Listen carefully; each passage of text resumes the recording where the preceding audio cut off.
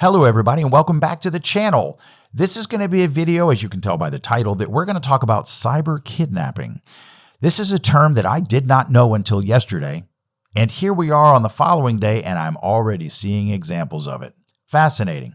But before I jump into this new topic, new to me at least, let me remind you that if you like what we're doing and you'd like to support us, please consider joining us on Patreon, because every Sunday evening in German time where we live, because I live in southern Germany, Sunday afternoon, if you're still in the US, we meet, we talk about these topics, and we do it with no holds barred. You are welcome to share an opinion that is the same as mine, different than mine, against mine. I'm okay. I can put on my big boy pants. In the meantime, let's jump into cyber kidnapping.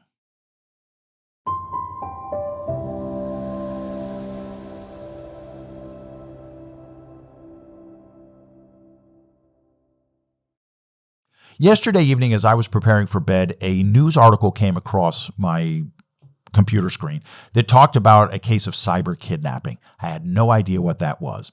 You may not know. As best I can, I'm going to explain that to you right now. It goes something like this. Let's pretend you have a Facebook page and you put family photos up on the internet, up on your Facebook page, including pictures of your children. Somebody comes along, downloads those pictures, and ends up sharing those pictures on other platforms without your consent. Somehow that's considered cyber kidnapping. Now, my view is if you put them online and you make them available to the general public, then you can't be upset if people copy them and share them. But in the case that I was listening to last night, they were talking about how somebody downloaded somebody's family pictures that showed their children, and the pedophiles were passing these pictures around. I find that a little hard to believe, because if pedophiles are going to pass pictures around, I think there's like a massive industry of child pornography out there, and that's probably what they're going to pass around, not your family vacation pictures. I've seen some people's family pictures, and I cannot imagine that anybody would want to download them and share them. But hey, different strokes, different folks. While I was having my lunch today, my lunch of salmon lasagna with spinach, which I downed with black coffee, I was having this wonderful lunch when a video came across a YouTube feed, which really surprised me. And enough so that here I am a couple hours later and I've decided to make a video out of it, responding to it. I'm going to put that video up on the screen. I'm going to blur out any faces because I don't want to be accused of cyber kidnapping. But basically what happens in this video is you have this kid that, I don't know, let's call him 10 years old, with his mother and his two sisters cheering him on, and his father filming it. He is sexually grinding against a wall, starts twerking, and then starts doing, gyrations with his hips in a clearly sexual manner. They think it's hilarious. They're clapping it on. They posted this video. I saw it on YouTube, and I don't know how many views it had or how many likes, because I didn't pay that much attention to it. I guess I could find out. But the point is, these folks have clearly sexualized their young son. Crystal clear. They have broadcast it. And so if a group of pedophiles were to download this video and share it, I don't think they can be too upset about it, because this is what they've done. Now, I'm old enough to remember the JonBenét Ramsey case. I was like, 20 years old when that hit the big screen, well, so to speak. And I remember thinking to myself back then, why would anybody put a 5-year-old girl in provocative clothing, put her up on a stage with a lot of makeup, and have her walk around making sexually suggestive poses? Who goes to these events? Who volunteers to be judges for these events? To me, it reeked of pedophilia. Just my opinion. I think these baby beauty pageant things are absolutely ridiculous.